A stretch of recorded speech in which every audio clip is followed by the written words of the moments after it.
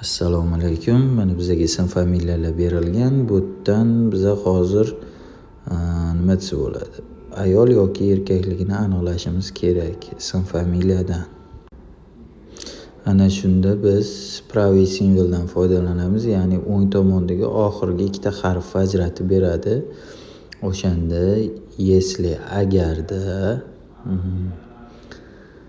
praviy simvolda to'r 2 teng zi, ya'ni zi harflari ikkita harf bilan tugasa, shunda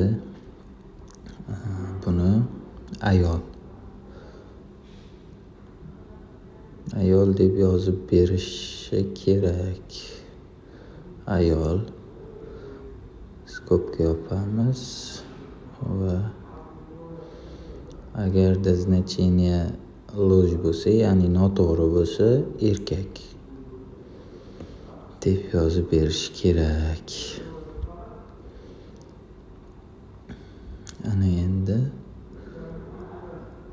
va kateralda.